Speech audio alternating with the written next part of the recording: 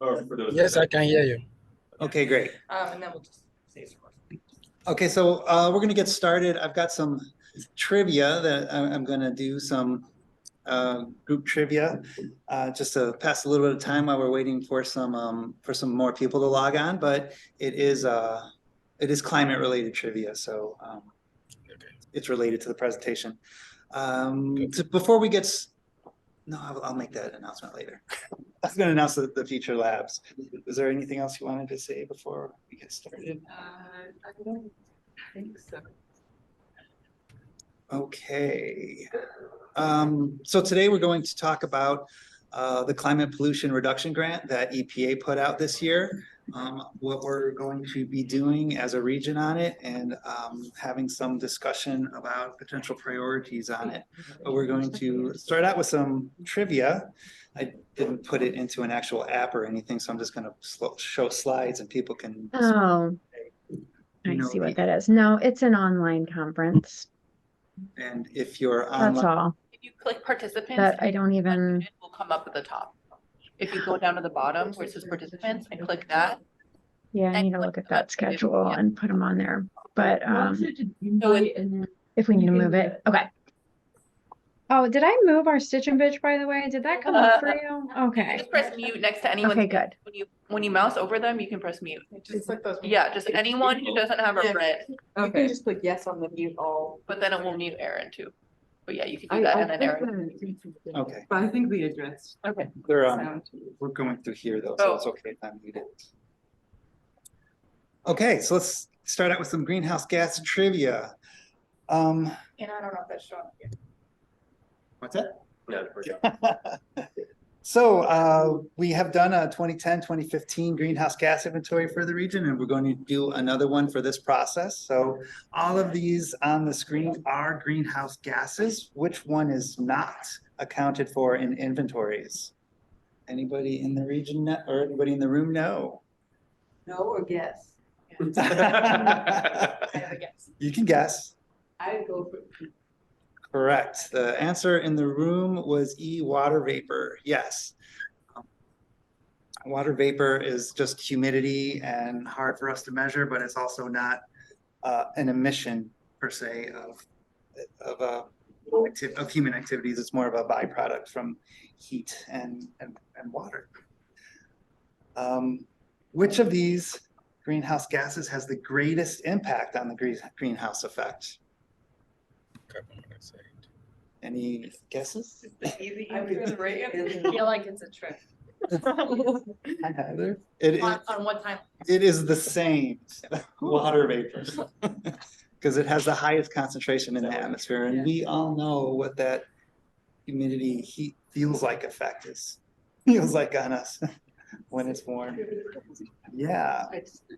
So here's all of these dates are associated with climate science and climate research. When was the first time a scientist proposed that human activities could influence the climate? I'm going B. Astro resolution. Everybody is wrong. Oh. It's 1958. We did lots of time. Was there a Scottish scientist? Somebody, it was in the United Kingdom. We had some industrial revolution. There was research early about about greenhouse gases, and that gases in the atmosphere affected our temperatures, but it wasn't until Charles Keeling documented that CO2 levels were rising and said it was from our activities. I appreciate your date and then reference to why that date is relevant, but not correct. Yeah, that's So nice. thank you for that attribute.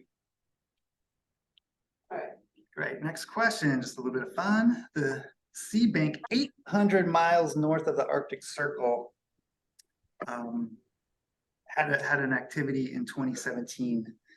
What happened? It collapsed in an earthquake. Eco-terrorists broke in and stole the seeds. A hungry polar bear broke in and stole the seeds, or it flooded from melting permafrost. You had fun making the answer. Yeah, I'm going with C because that's a great story, but I think it's D. Yeah, it did melt. The permafrost is melting 800 miles north of the Arctic Circle. But only the entrance flooded. The seeds were not impacted. So which of these is not a projected impact of climate change as presented in the Midwest chapter of the National Climate Assessment? That's what NCA is. It's a great website and source of information. If you have not searched the NCA, I would encourage you to do so. This one is coming out next month. Oh, Yes, so fifth is coming. there will be a new 20, what year are we, 23 climate assessment. I think the current one is 2018. They just call it the fifth. It's every. So D. any other guesses? Those two are incorrect. I think I'm gonna say D. E is the correct answer. Yeah.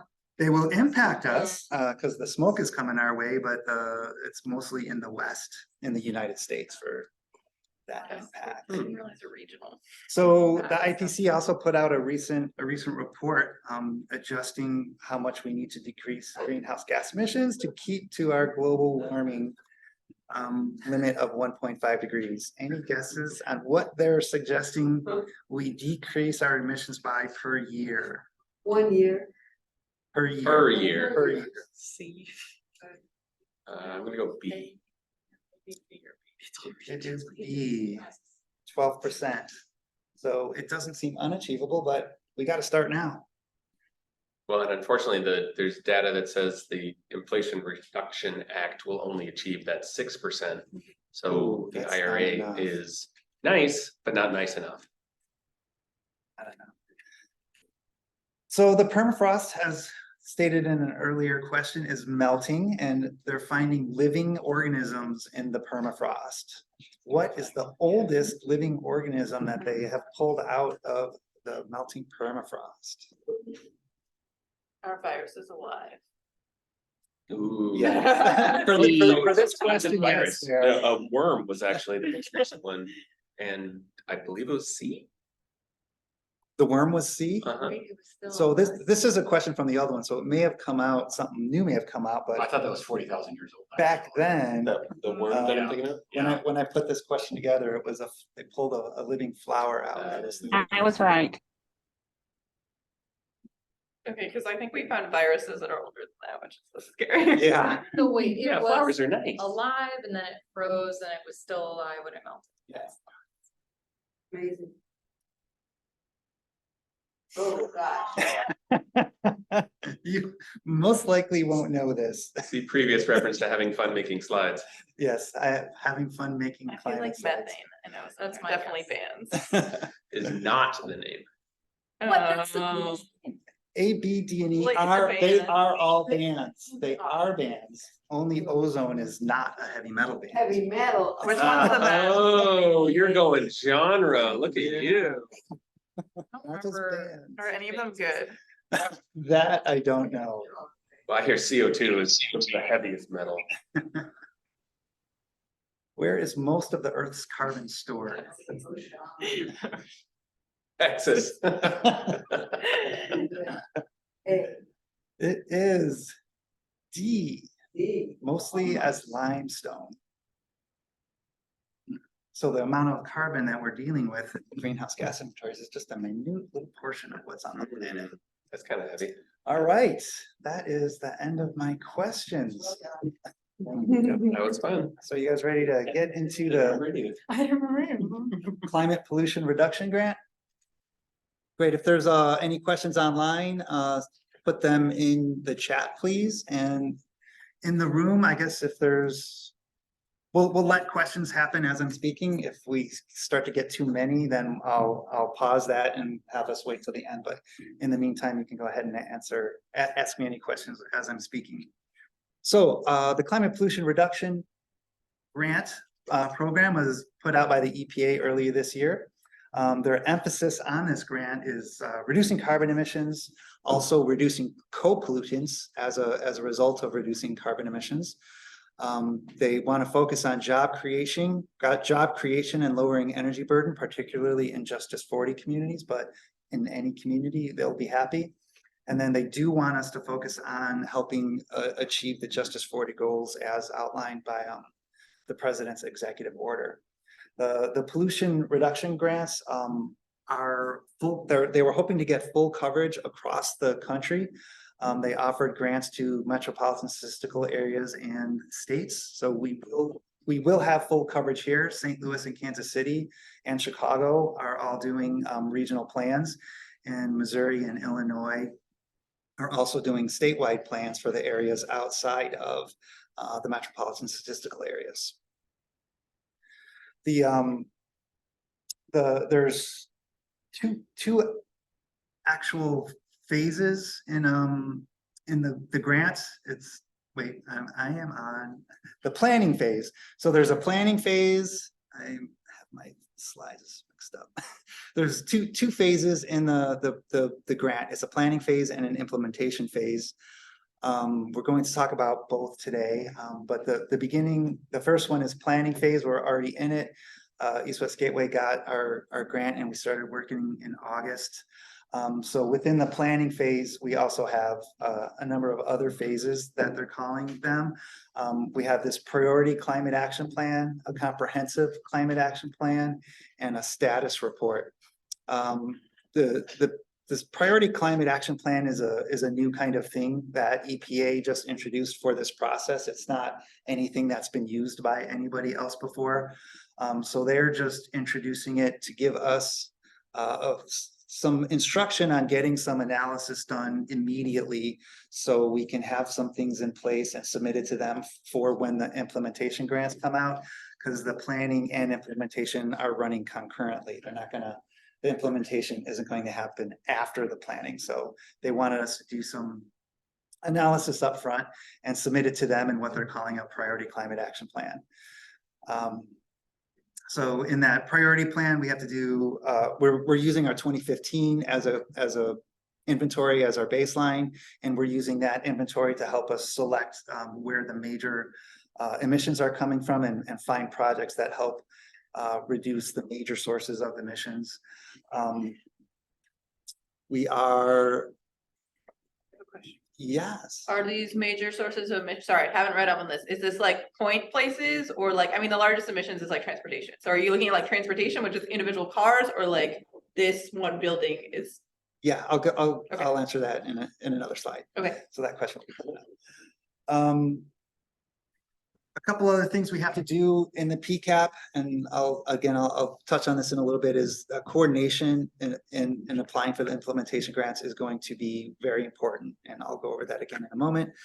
In the PCAP, they also want us to, besides identifying major sector emitters and projects related to reducing those emissions, they want us to think about what kinds of projects we want to adopt or apply for in this implementation grant and estimate what the carbon reductions are on those projects, and then do some analysis on and making sure positive impacts are happening in low income and disadvantaged communities, which I'll call LI or LIDAC communities for the rest of the presentation. After the priority climate action plan, we have to do the comprehensive climate action plan, which we'll just call the climate action plan because that'll be the full plan. So the climate action plan will be due later in the grant period. This is where we'll cover the whole inventory, not just the largest sectors of emitters, and then look for other project or other kinds of projects and emissions reductions activities that will hit all of the sectors. And we have to do some additional analyses for the comprehensive plan. And then after we submit the plan in August of 2025, there's a 2-year monitoring process that we have to go through with the EPA to see what projects are getting funded in St. Louis and to adjust our emissions projections based on what kinds of projects we're actually getting on the ground. Is there a timeline? And here's our timeline. Like I said, they overlap. They are not subsequent to each other. So we started the planning phase in August. In March of 2024, we have to do the PCAP. August 25, the full cap, and then 27 is our end of our grant process or end of our grant agreement with EPA. So the implementation phase starts really quick. There's a letter of intent due, they're asking for letters of intent, but they're not required.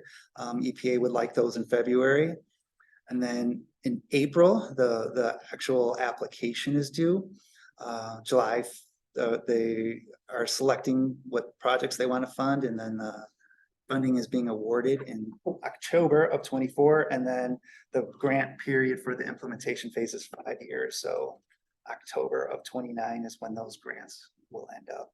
We'll wrap up. So in the implementation grants, there, as you can see here, this is taken out of the NOFO. These are not small grants.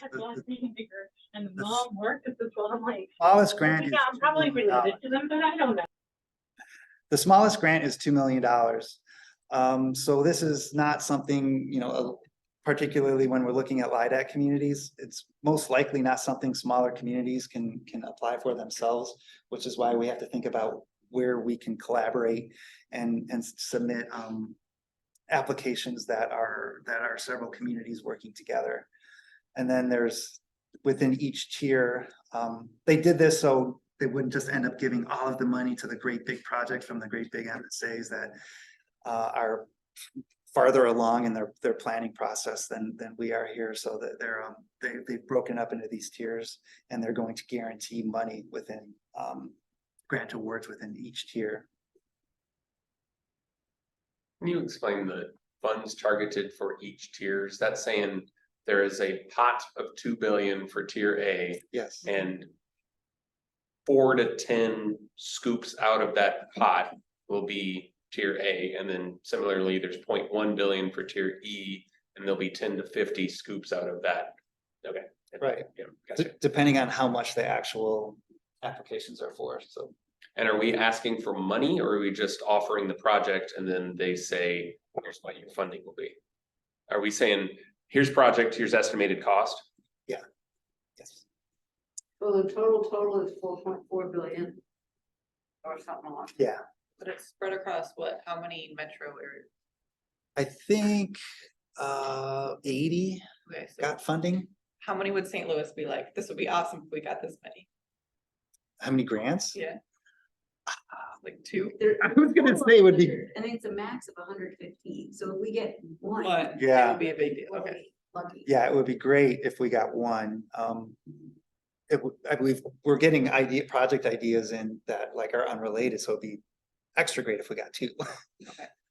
But it will be, I'm pretty sure we will have to do it joint and put together a collaboration. So as many people can be impacted as possible, and it would look more competitive according to the grant scoring criteria. Okay, so here's what we have to do the plan for. The light gray is East-West Gateway's regular planning area. That's where we usually work and what we do our past plan.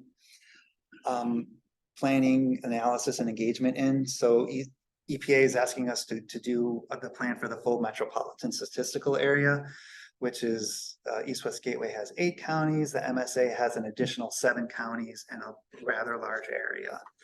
So we're going to be quite challenged in doing meaningful public engagement in an area of this size.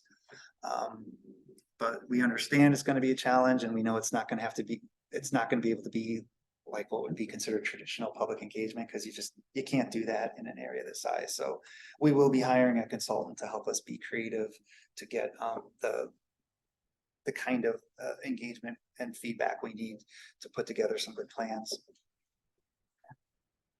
So our project approach for the priority climate action plan, we also didn't think by the time it's due that we didn't have time to do a full public engagement. So we're focusing on stakeholder interviews. Ann and I have been reaching out to cities, counties, and nonprofits from across the region and having one-on-one interviews. So if you are on this call and you would like an interview with us, let us know by email, and there'll be links to a survey on Google that we could take your information on. So we are doing, we have been doing, and we are still scheduling those interviews. We do have to do an update to the 2015 greenhouse gas inventory. It was done through Washington University, so we are in the process of getting access to that data. Once we have access to that, we're going to just do a review of the information that went into it, kind of a QA, QC sort of process to make sure we understand the data and that the data was entered adequately or accurately. And then we'll also collect some more data. Our 2015 inventory was only on the East-West Gateways region, so we need to collect some data of what we can get for the counties in the MSA that are outside of East-West Gateways region. I'll talk about it in the next slide, but we are going to put a deadline on November 30th of submitting projects to us, because we need to have those projects in hand so we could do the analysis necessary for the report to EPA. Is it okay if I ask a question? Yes. If we wanted to set up an interview with you, do we need to come to that interview with a plan prepared, or okay, cool. It's better if we have a plan to refer to, but just because in the PCAP, it's not reasonable to list everything that 200 municipalities and 15 or 14 counties would want to do. So it's going to be more about making sure we have the right buckets. And I'll show the buckets that are coming up in another slide. Thank you. So we're doing the stakeholder interview through November. December through February is when we're going to run the analysis in-house at East-West Gateway. And then we'll submit the PCAP to EPA. March 1st is that deadline, and we have to have that in for our implementation grants to be eligible. So that's what our priority is over the next couple months. And I already mentioned this earlier, as we're going through this whole process, we need to think about capacity and think about what partnerships and collaborations need to happen for us to submit a competitive grant. This is just the blurb. You don't have to read this. This is just a blurb we're going to be putting out about the deadline. A lot of cities are interested in this, so we're going to be putting this in briefings and on social media, just so people know that they should call us. The phone numbers are East-West Gateway's office, and this, where it says this will be a link to the survey, and I think Anna put that in the chat already. Aaron, on the non-governmental side with the LIDAC communities, which a little bit I've read about this, is really, really, really important for a successful outcome. How is that work?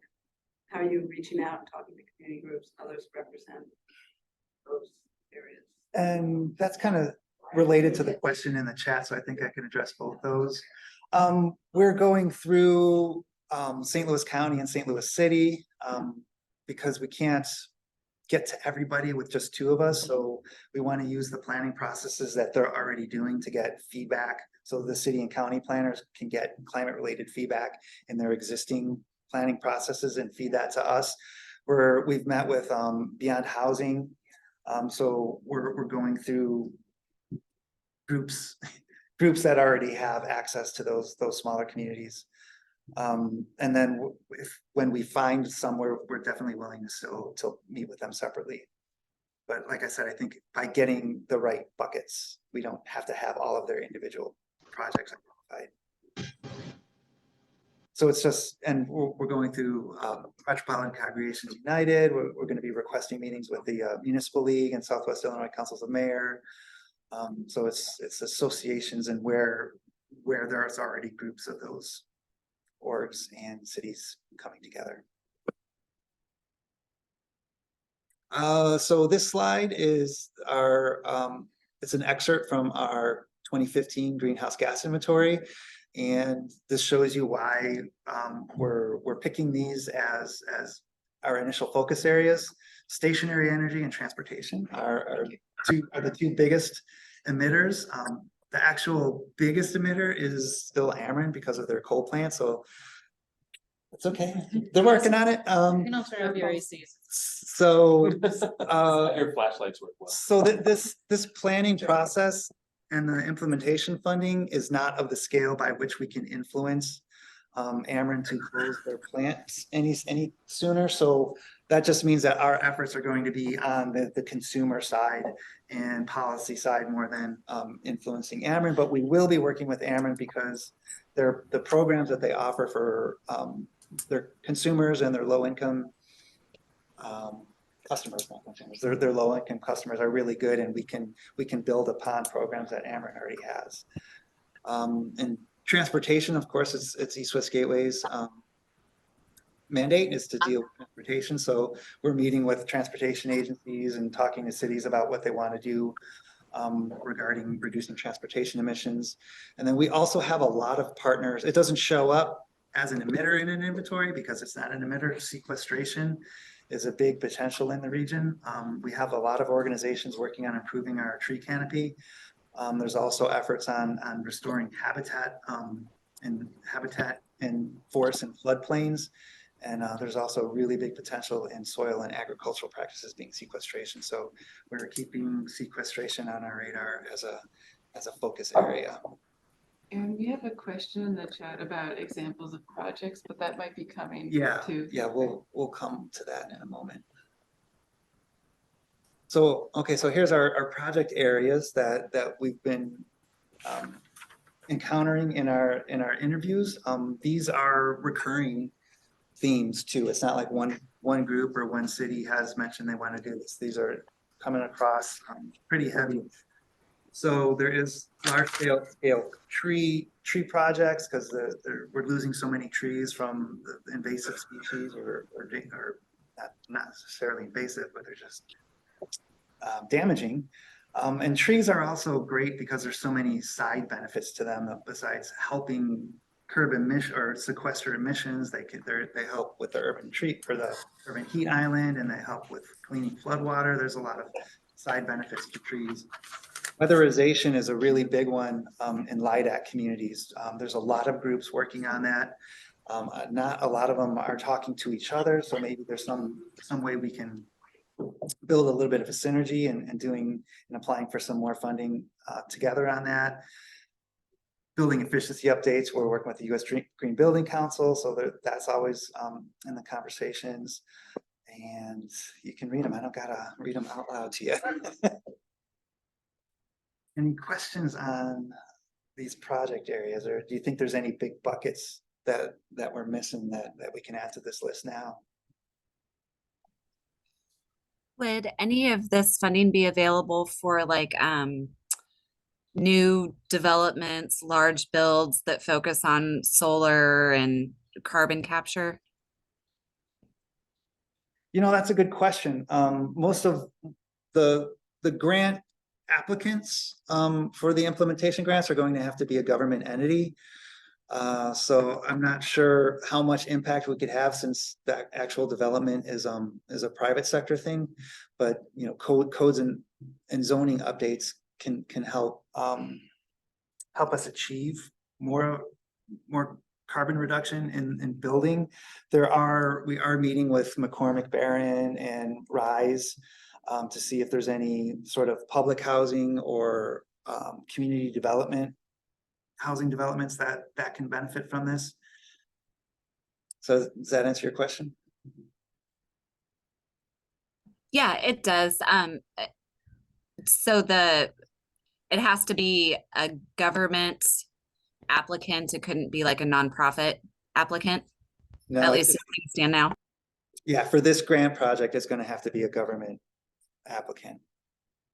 And like I said earlier, it's a big grant, so it's going to have to be a government with a fair amount of capacity to be able to put together an application and manage a federal grant. There's so much red tape with the EPA. It's going to have to be somebody who's done these kind of applications before and can be a really good pass through for funding to other organizations, to either smaller cities or nonprofits that might be on the ground working. So the lead applicant just has to be a government. There can be other entities that will receive funding through the process, just not directly. In addition to building efficiency, what about decarbonization?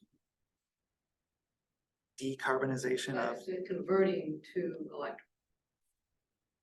How, From natural gas. From natural gas, correct. If you don't, or renewables. yeah, that could fall under the, well, not consumer energy production, but yeah. Well, but it's funding or finding ways to incentivize addition, whatever is happening with IRA. Okay, Anna's taking a note. We We, carbon, you know, it's the hot topic. okay, Building well. yeah, we need to get the names of the buckets right so people understand what we're referring to. In terms of zoning and building code updates, so I know that last year in the legislature, there was an effort to try and prevent municipalities and cities from setting higher standards than, I think, in like the bare minimum federal standards. Oh, yeah. And so I'm curious, like how, or if you're considering that in your plan, like in case that, you know, something does happen in the legislature, like how you'll deal with transitioning away from that in the plan, like, or I guess that's Yeah. just something to consider. Yeah, because I'm familiar with that and they've done many things in the past, you know, so they might be paying attention to this and might come up with legislation to try to block anything we do, but we are going to be watching that.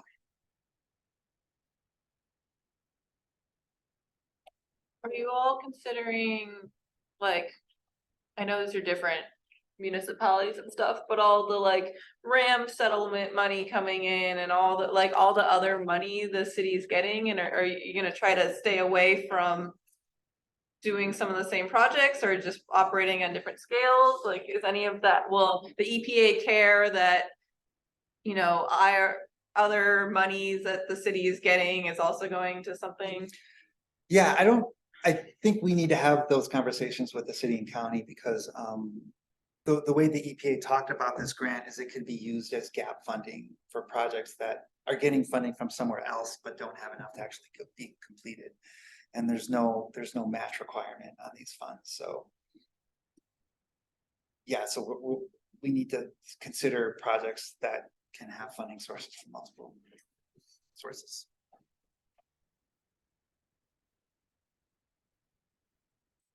I'm going to go to the next slide. So that's the end of the priority climate action plan. Like I said, March 1st is when this is due. We're still doing interviews, stakeholder interviews across the region. So you can get a hold of me or Anna if you would like us to come and meet with someone, or if you have some recommendations for us, for somebody for us to talk to, we'll take those too. We did get a question in the chat too, that St. Louis County is going through a master plan and are we coordinating with them? And we are. Yeah. Yeah, we've been in contact with both the county and city planning departments to see what we can, how we can piggyback with getting feedback for these plans into their processes. And then how successful have you been in reaching outside of the East-West Gateway operating theater? Since you're doing MSA, as you pointed out at the beginning, there's folks, or at least counties, that are kind of outside of the norm. How successful have you been in reaching farther than what you've experienced in the past? I would say, okay, not great. We've been in contact with a couple of organizations on the Missouri side through through East-West Gateway's peer, Boonslick Planning Commission and NECAC. What do you remember what that stands for? The Northeast Community Action Corporation. And we have at least one contact we've reached out to in every county. So, yeah, and we're having a meeting in East St. Louis 2 weeks.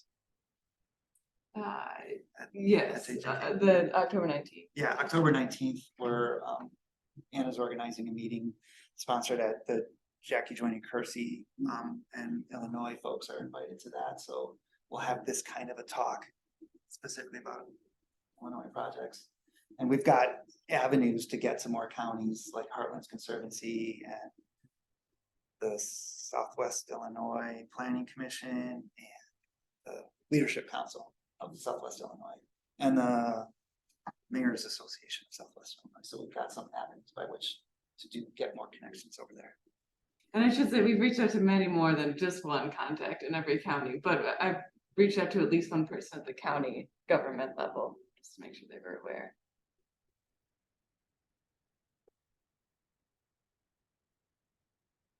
Great, we're going to move on to the comprehensive climate action plan, or just the climate action plan. The priority climate action plan isn't really a climate action plan. So we're going through this. We have one STL. We've been working on one STL for a decade now and have a pretty good network of people that are involved with it. So we're looking at this as an update to one STL. We can pull out the goals and objectives that are there, evaluate how we've done with them, and then come up with a new document that's branded one STL, so we can continue the synergy that we've built up over the last year, or last decade, I mean. The vision for this given to us by EPA is to achieve net zero. How do we achieve net zero? This plan isn't going to override East West Gateway's transportation plan or anything, but it's to figure out we've got to do some hard thinking about how we actually get to net zero. We can't do it with what we're doing now. We've got to be taking an extra effort and hitting up different people to get on the bandwagon, so to speak, to do this work.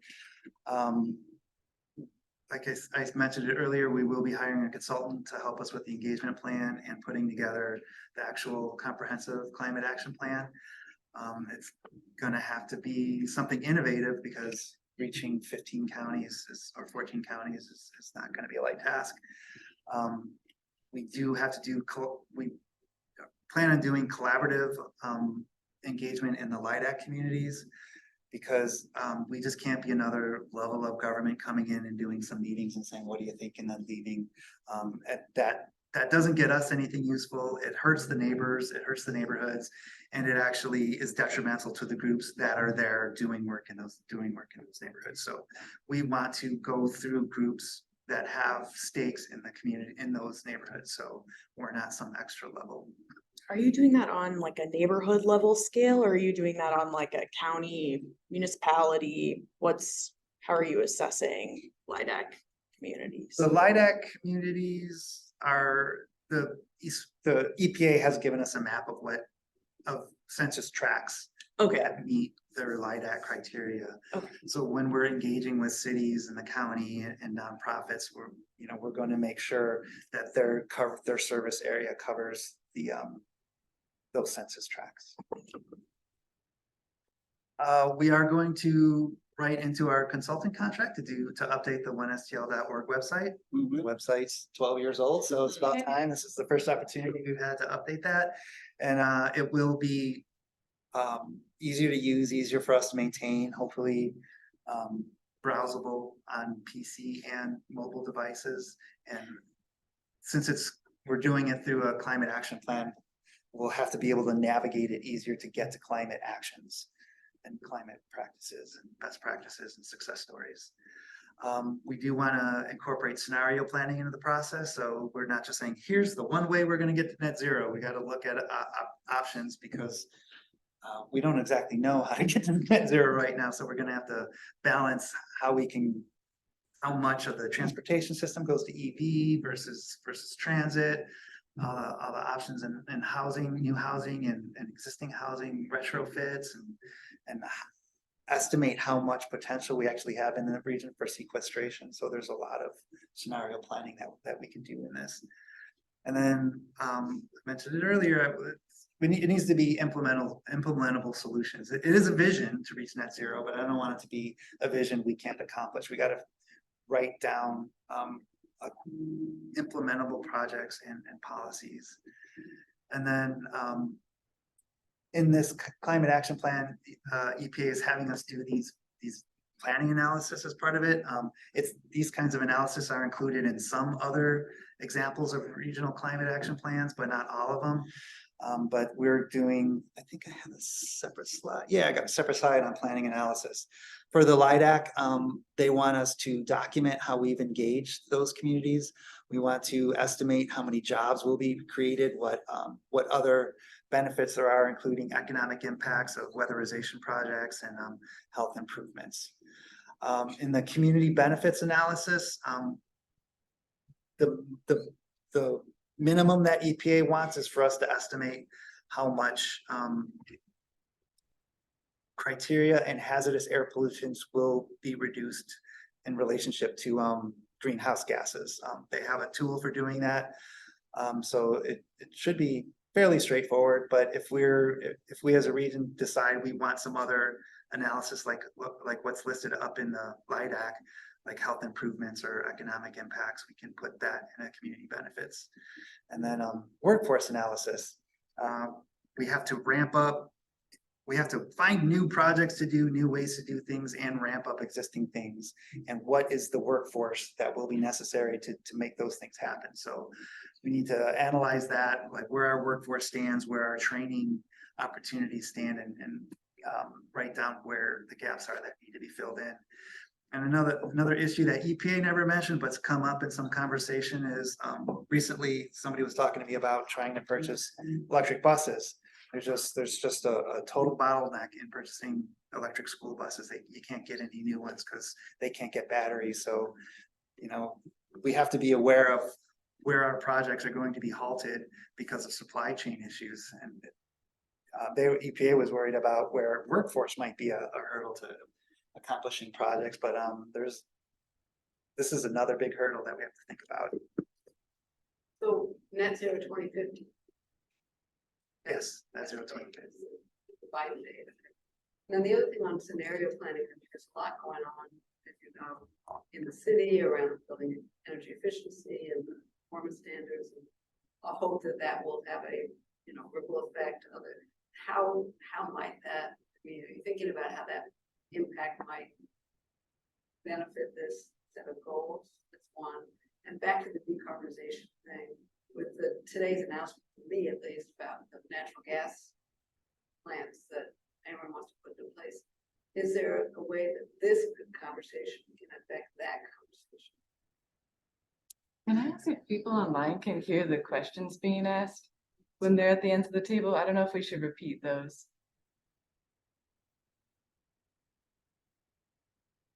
Can anyone post in the chat if you could hear the question? Oh, they can hear the questions. Okay, sorry about that. Just wanted to check. Okay, so originally I thought on the second question that we wouldn't have that much of an influence because Ameren's got their IRP that goes out and funding already lined up. So I wasn't confident that we would have much of an influence.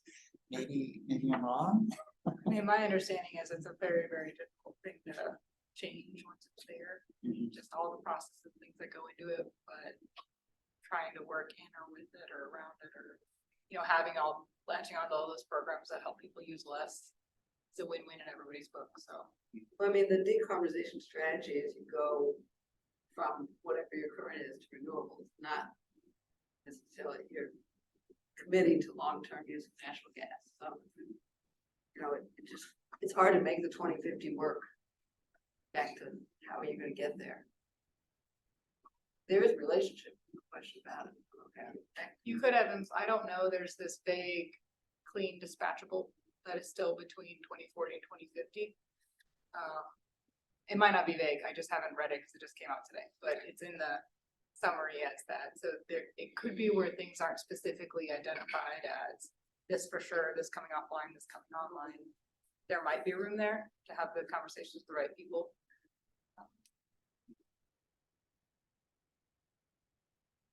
Yeah, if we come up with some strategies, we could definitely put them in, but I'm just realistic about how much we can influence Ameren and the PSC and whatever other influences. If you influence the PSC, there's a lot of things we want to do that they don't like, that theoretically could be good, so. And your other question, what was your first question? Well, it was about the effect of the building energy performance standards, how that could be part of this. Yeah, that's one of the things we want to model, what kind of impact we think that we would have if we got more jurisdictions to adopt that kind of legislation. Can I ask before you move on about the scope or the whatever, I'll just say scope of this grant. Is this game changer grant, or is this just kind of a pretty cool thing grant?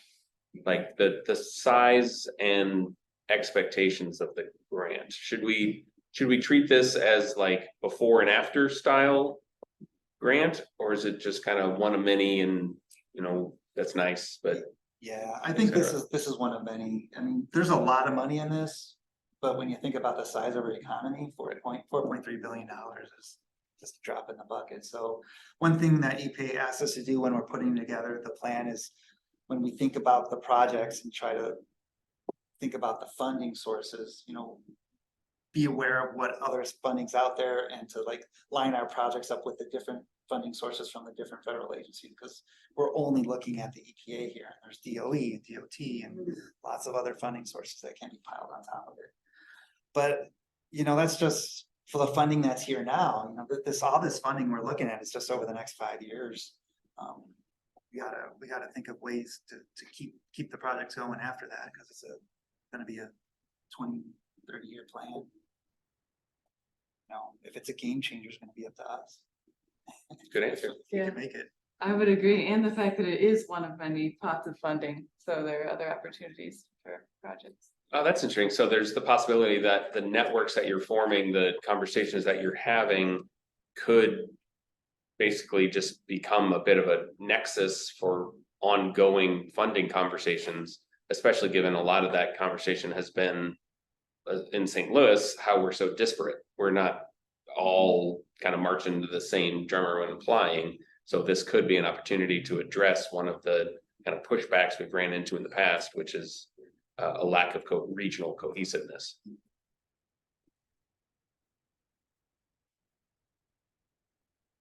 And someone had asked if we could summarize the questions from Ameren about Ameren and the building energy performance standards. So hopefully, I'm not sure if I can summarize them, but if there are any follow-up questions from folks online, You mean we're just happy like, to answer them. That was asked about summarizing the question, not the Yes, answer, yes. based on the time. okay, so oh boy. But I think I think you did a good job answering the question without saying the question, but I think it was for future. For future? Yeah. Okay. Okay, just a little bit on the process. You don't need to memorize these or anything, but these are some chunks of what East West Gateway has to go through. The blue chunks are us getting ready to do the full climate action plan, developing and putting on an RFP for a consultant and getting a contract with SIUE. We're going to hire a grad student to help us put together the next inventory. The peachish, orangish color is actually development of the plan and doing public engagement with the consultant and doing the scenario planning. The green is the putting everything into a draft plan, getting comments on the draft plan, and finalizing the comprehensive climate action plan, which will be due August 8th to the EPA. And then the purple bullet isn't part of the climate action plan, but it's part of this process where East West Gateway will have to monitor over 2 years what kinds of projects received funding the minimum is seeing if we get any of the climate pollution reduction plan project grant implementation funds and estimating what kind of impact those will have on our greenhouse gas emissions reductions. But we'll keep an eye out if any other big funding comes to the region to see how that would impact our greenhouse gas projections. So so you submit the plan August 2024, and then let's say nobody gets any implementation funds in this region.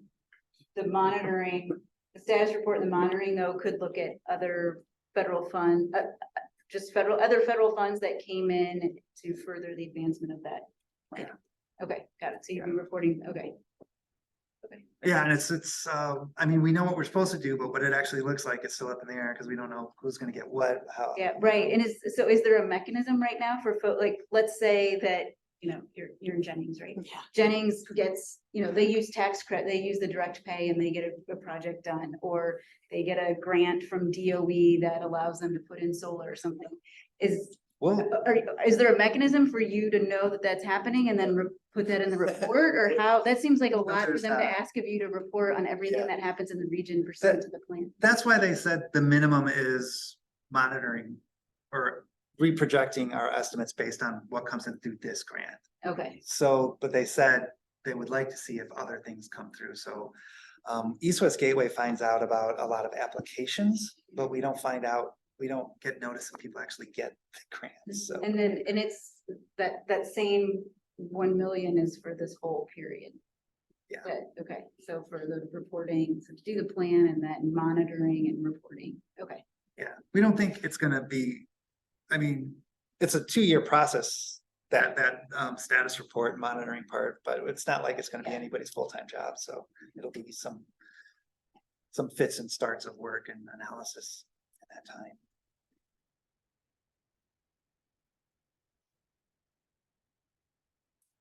So I'll just wrap up here. You know, I still have a question about it. You know, I don't know what a climate action plan will look like for us. There are some examples out there of existing plans that have been done. Our two closest ones are Chicago and Kansas City have done regional climate action plans, and they also got money for this grant, so they'll be doing updates to their plan. So I just put some screen captures in here from those plans so you could see what we're seeing as possible examples for us to use. It still is a 2-year process, but it feels condensed. So I'm not confident that we could make as robust of plans as Chicago and KC did. So, you know, we might leave some not blank chapters, but some opportunities for us to do some future analysis or future project identification. Particularly since the focus of this grant is on climate mitigation. It's on reducing greenhouse gases, not climate adaptation. So if we have to leave something off of the process due to time constraints, it would most likely be in the adaptation realm, and we would put in the recommendations to do some adaptation analysis and planning subsequent to this. So that's specific to the charge. Yeah, we just have to be realistic to what was asked of us and what they're giving us money for. So Chicago has a 2-page table of contents. It's with appendices. Their report's only 95 pages. Kansas City's bigger, but you could see the screen capture on the right. It's a bucket. Like I've talked about, this bucket I think is bigger than the buckets we have to use. This bucket is just decarbonization of transportation. That is so many things. But I'm envisioning that when we identify our buckets, like whether maybe it's something smaller, like installing EV charging infrastructure, you know, doing something a little more specific.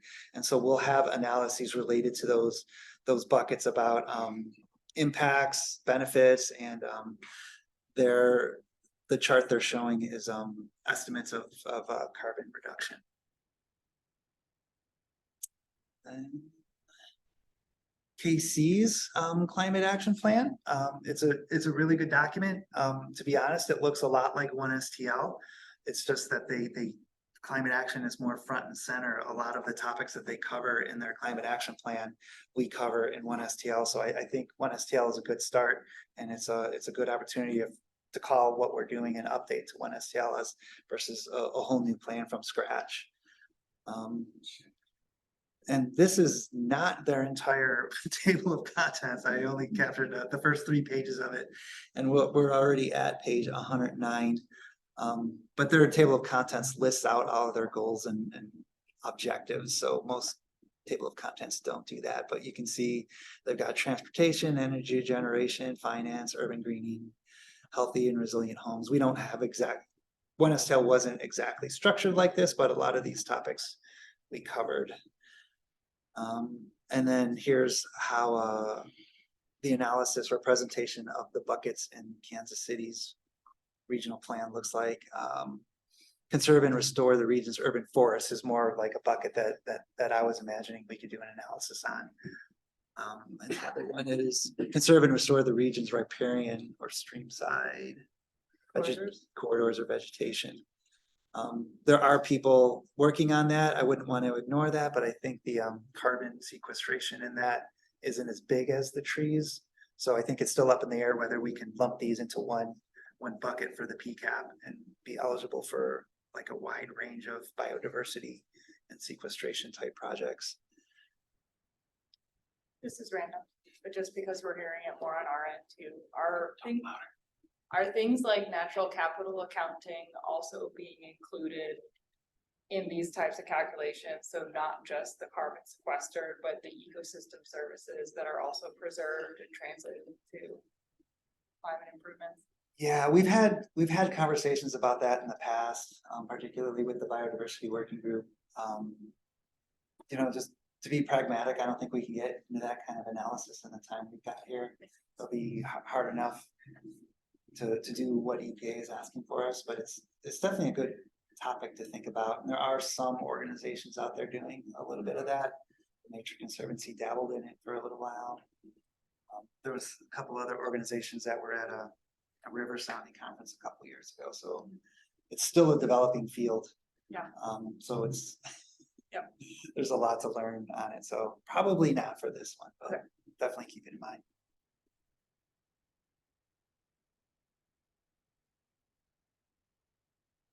Okay, that's my last slide. We've been having a good discussion all along, so.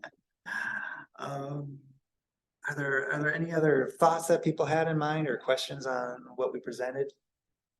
What are your and Anna's official roles with this grant? Like if let's say we're at tier 2 and we're given $15 million, whatever, I don't remember the tiers.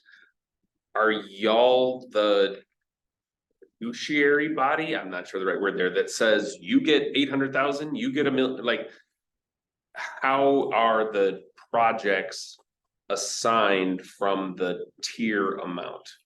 We're going to have to figure that out beforehand. Oh. And East West, Ann and I are not gonna have capacity to do anything in the implementation grant, because as the implementation is coming in online, we're gonna be writing the comprehensive plan. So our time is accounted for over the next couple of years. So the partnerships and collaborations are gonna have to be outside. I mean, we can be involved, but it's gonna have to be some other applicant than East West Gateway, if it's the city or county or. But it has to be a metro, government. It has to be a government. And then- Sorry. No, please. As Aaron mentioned earlier, nonprofits could potentially be a sub-awardee, or it could be a bigger collaborative effort, but the applicant has to be a government entity. And then is this a familiar territory?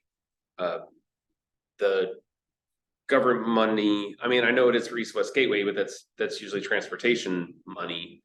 How much of what we're working in is novel versus familiar? Maybe not to y'all, but just kind of in general.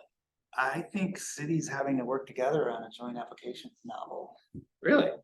I think maybe at this scale, there may have been some smaller projects, you know, like on recycling education or something that was partnerships, but I think. Now, just for EPA or like literally in general?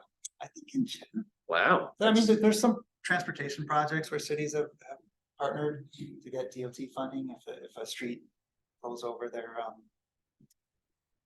boundaries. There has been some collaboration on watershed planning, but once you get into implementation of projects in watersheds, it's more about property owners or individual cities. So there has been, you know, I don't want to make it sound like we've never done that or seen that here, but I think at this It's scale, more novel. That's Yeah. great. That's both exciting and terrifying. Yeah, we've got some learning to do and some. So you all would hire a consultant? Would there also be someone to like someone else being hired to like manage this, or? I'm the project Project manager, okay. Yeah, and Anna's the project planner. Okay, but you all said you wouldn't have time, so like the implementation, would a consultant be hired for that? Because didn't you just say you wouldn't have time to do it because you're writing the contract? I won't have time to be a part of applying for the implementation. Okay, okay. But I'm already working with our admin department. I'm putting together the RFP and I'll be really involved with that. We'll have a small committee of people to help us select it, but then I'll be managing that consultant while the implementation is going on separately. So that's why our time is already accounted for. And hopefully we can get somebody, you know, like St. Louis County, you know, Great Rivers Greenway will be eligible. They might not be for energy or weatherization, but if we do some sort of tree or floodplain project, GRG can be involved, a transportation project can involve Metro. We've got some capacity, we just have to do some convincing.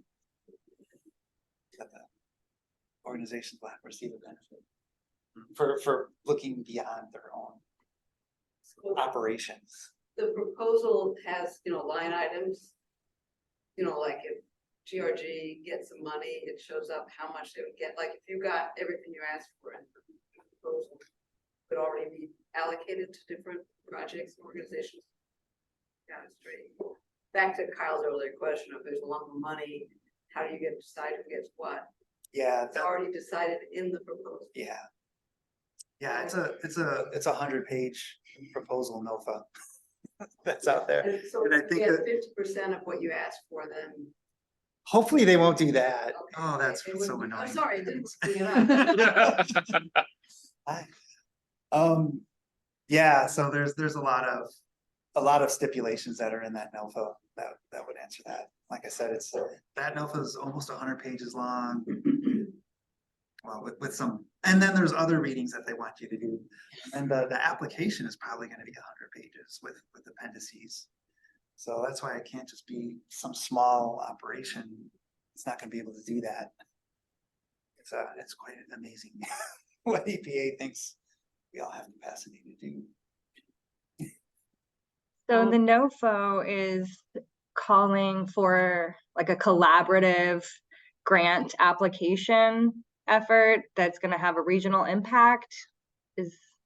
And then, so we are hoping that some government entity with the capacity to manage that type of a grant will kind of step up to be the lead. And then there will be these sub-recipients that can be cities or NGOs or nonprofits that would like come in under that grant. I'm sorry, I may have missed some very important information toward the beginning of the meeting. You summed it up good, but we can't just hope. We've got to be active in Right. finding that organization, not just waiting around to see who's interested and available. So it's on Ann and I's radar to be actively recruiting somebody to be a lead applicant.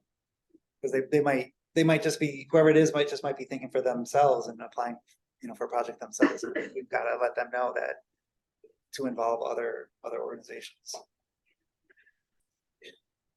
Is there a learning process in place whereby the St. Louis area can kind of learn from other metro areas, not just the US, but around the world? I mean, this is hardly, of course, a problem that only we are facing. I mean, there are metro areas, as we all know, across North America, Europe, Asia, Latin America, Africa, elsewhere that have, there aren't many elsewhere, given all places already listed, that have wrestled with this, often very creative, that we could probably learn from.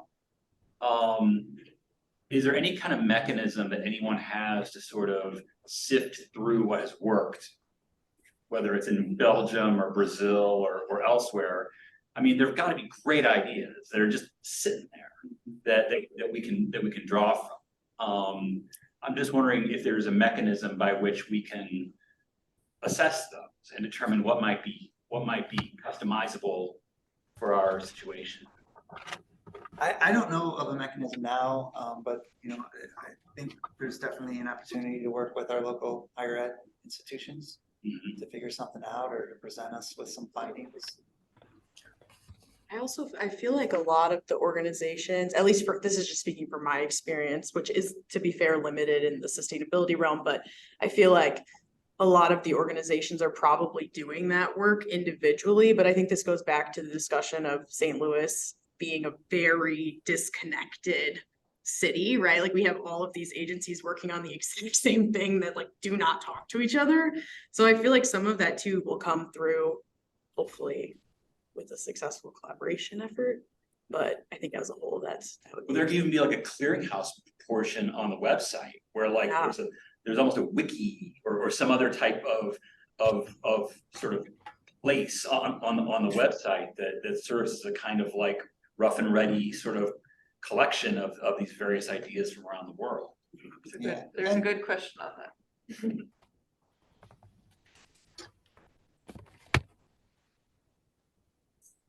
talking about the clearinghouse and website and all that stuff.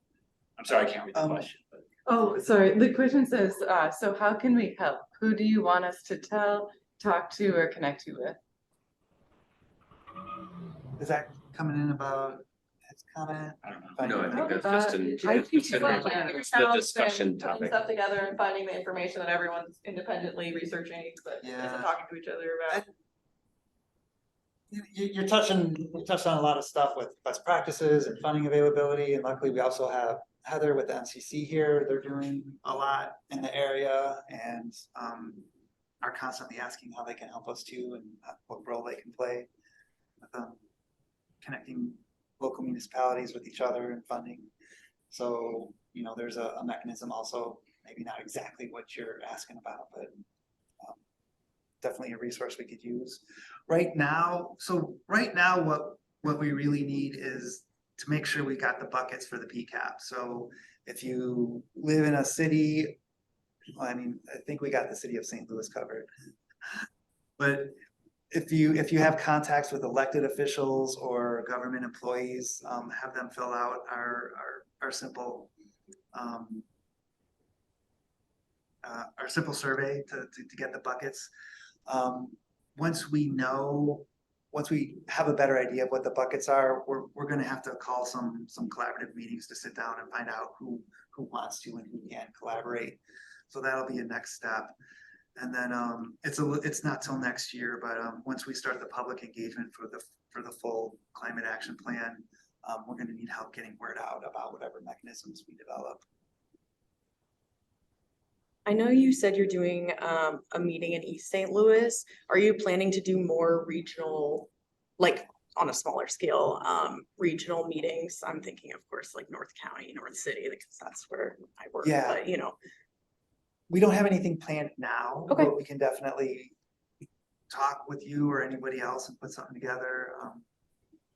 It's been a couple of weeks since we've talked to the folks at county planning, but we can touch back in with them because they're doing their comprehensive plan.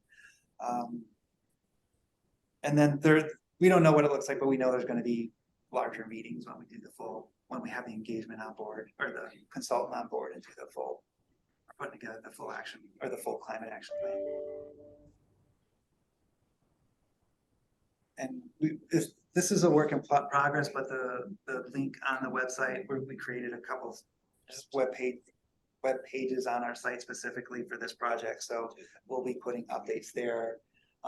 Hopefully we will be putting some of the funding opportunities that we know about there. It's just so hard to keep track of everything and keep a website updated. You know, once we put something up, it's oftentimes outdated within a week or so. But part of what EPA wants us to do in LIDAC communities is educate those communities on the opportunities that are there. So the best way to do that is to put practices and put funding opportunities on our website. So at this link, we have what can you do if you're a local government? It has some information about the direct pay tax opportunities for clean energy. What can you do if you're a business? What can you do if you're an individual? And we do also have a toolkit that may be similar to the clearinghouse you were talking about at onestl.org, but it was created probably in 2013 when the plan was created. 11, 12. Okay, 11 and 12. So it could be due for an update too with this new plan. Is there anything similar to this happening? Is this in parallel to any related activities that you know of, or is this kind of a shining beacon on the hill for climate planning? You mean besides the 80 other? Well, but I guess that's where I was wondering is like so I guess it kind of goes back to my scope question. How big of a deal is this in relation to the other 80? And I'm just wondering the importance of this breaking through the other 80 activities, all the other stuff we're doing. What's lost if this doesn't succeed, I guess would be the way I'll phrase this. And is it just money? Or is it the collaboration opportunity is really where the benefit's gonna come because this is the first of perhaps several? one step farther, is that how you're communicating all your reach outs? That this is a grant opportunity, but then there's also this collaborative approach that has lost us grants in the past, which may be viable for future activities. The marketing, I guess, would be my question to boil it down. Just how, yeah, which is, how are you marketing this as being worth prioritizing over the 7 things that were happening prior to the email that they got, whomever they may be? Well, the immediate sales pitch is to get access to that funding. For our stakeholder meetings, we haven't even gone into the topic of the full plan. Mhm. So it's all about getting these partnerships together for that $43 million. Okay. hanging out there. So it's not, your pitch, for lack of a better word, hasn't necessarily been around the create these collaborative opportunities. It's let's get some EPA money and then do some good with it. Well, part of the pitch is we have to collaborate to get money. So that's what we've been telling people. We don't know how many organizations out there are planning on applying themselves, so we can't stop them. I don't even know if we could ever find out if everybody's going to, but that's what we're telling people is like, they're big projects, or these are big grants, and most likely you're not gonna get it by yourself, so you gotta keep in touch with us and join the collaboration. Are able to convene it. There are, I think, one of your other questions are, so like, is it the only thing going on? Where I think at this scale it is, like, Department of Energy has Solar for All, and the Department of Transportation has their carbon reduction program or something, which just folded into East West Gateway's short range transportation planning. So there's a lot of separate programs happening across federal agencies, but I haven't seen anything like this. Yep, that's great. I think it is kind of a shiny beacon. Yeah, that's great, because I think that'll be very helpful.